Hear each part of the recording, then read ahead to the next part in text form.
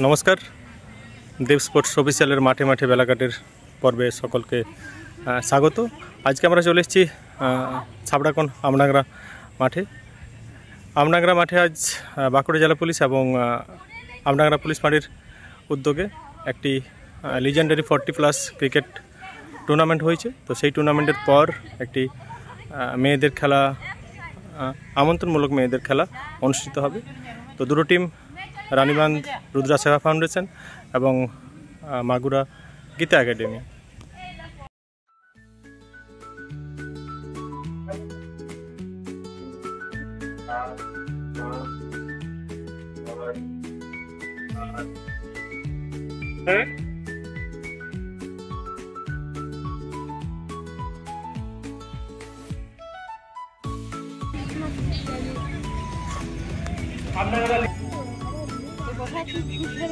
ময়দানে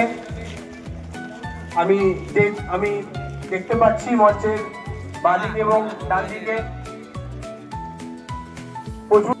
আপনারা আমাদের যথাযোগ্য স্থানে চলে যান। আমরা খেলাটি শুরু করতে চলেছি। আমি ওনাকে মাঠের মধ্যে আসার জন্য অনুরোধ করছি। মাঠের মধ্যে খেলোয়াড়দের একে অপরের পরিচিতি পর্ব চলছে।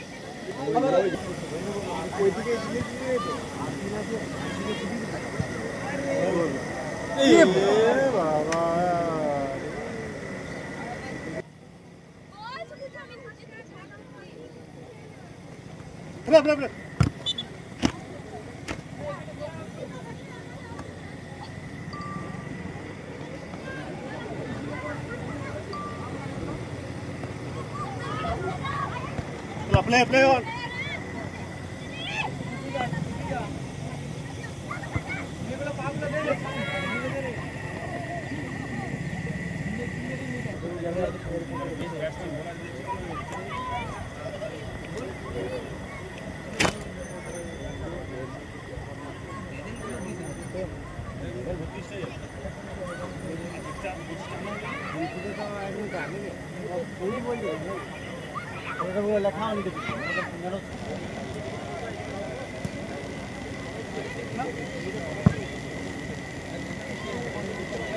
এখনো পর্যন্ত যদি আমরা নজরে রাখি জার্সি নাম্বার 7 এবং জার্সি নাম্বার 10 যে প্রদর্শনটা মিলে ধরেছেন এদের মাঠের মধ্যে, প্রতিপক্ষের উপরে ডিফেন্স লাইনে যে প্রেশারটা তৈরি করছে।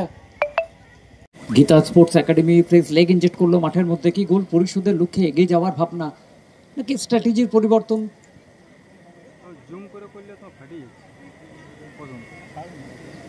হোল্ডিং প্লে নিজেদের মধ্যে বল আয়ত্তে রেখে এগিয়ে যাওয়ার চেষ্টাই রয়েছে রুদ্র সেবা ফাউন্ডেশন। কারণ 2-0 গোলের অ্যাডভান্টেজ, 2-0 গোলে এগিয়ে রয়েছে তারা।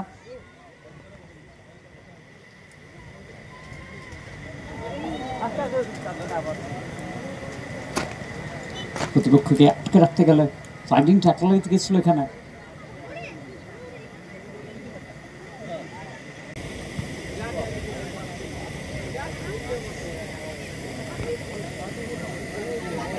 আক্রমণে উঠে আসার চেষ্টা, একটা গোলকে পরিশোধের লক্ষ্যে এগিয়ে যাচ্ছে এই মুহূর্তে। ডিফেন্স লাইন যতটা তৎপর রয়েছে, রুদ্র সেবা ফাউন্ডেশন কাজটা অতটা সহজ হবে না উইঙ্গারদের ক্ষেত্রে। Gita sports academy.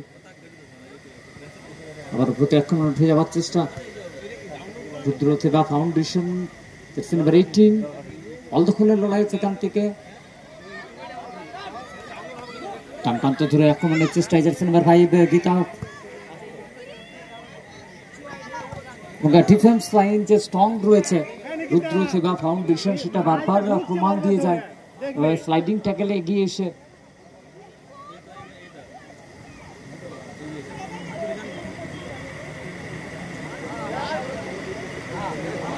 সুযোগ সুযোগ সুযোগ কি তৈরি হলো আবার একবার এখানে। দ্বিতীয় গোলটাও আসবে এখানে রুদ্র সেবা ফাউন্ডেশনের পক্ষ থেকে। 3-0 গোলে এগিয়ে গেল তারা এই মুহূর্তে। কিছুটা সময় আমরা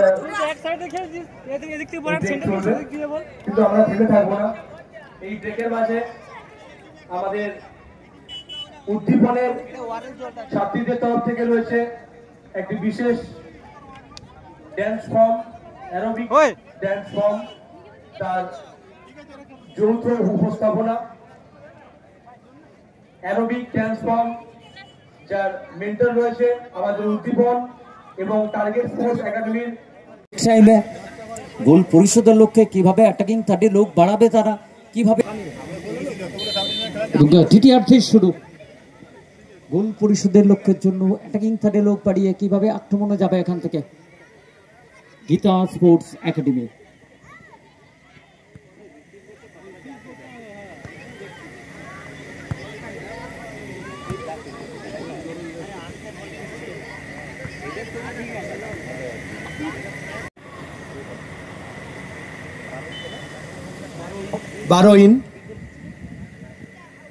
ইনজেক্ট করলো মাঠের মধ্যে, বল সেট আপ করছেন কারণ জানেন আটকে রাখতে পারলে কাজ দেবে, হচ্ছে তারা একটা গোল। লাফটেড বান উঠিয়ে বল মাঠের বাইরে। জার্সি নাম্বার 7 উইক করছেন, প্লেয়ার করছেন। জার্সি নাম্বার 2 উইঙ্গারকে পাস করা হয়েছে, উইং থেকে আক্রমণে যাওয়ার চেষ্টায় রুদ্র সেবা ফাউন্ডেশন।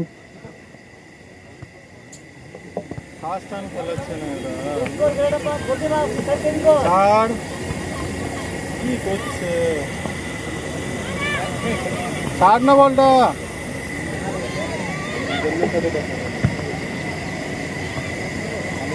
দুর্দান্ত পাস, লেফট ফুটার আসবে এখানে, কোথায় রাখলেন বল।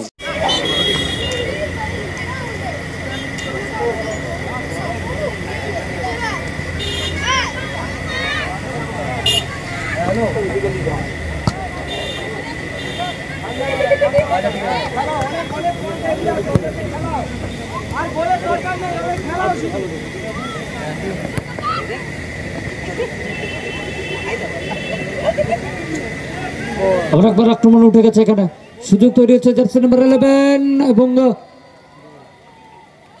গোল অর্থাৎ চতুর্থ গোলটাও আসবে এখানে, লিড করছে তারা।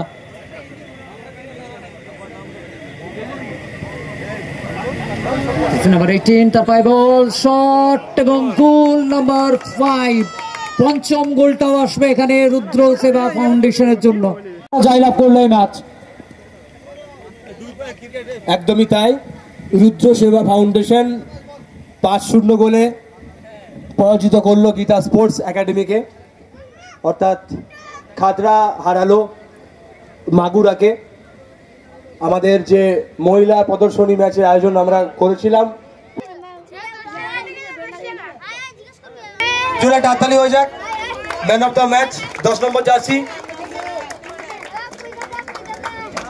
এরপর আমাদের ফুটবল ম্যাচটিতে উইনার্স টিম অর্থাৎ রুদ্র সেবা ফাউন্ডেশনের সমস্ত খেলোয়াড়কে আমি মঞ্চের সামনে আসার জন্য অনুরোধ করছি, ক্যাপ্টেন সহ এবং টিমের কর্ণধার সহ।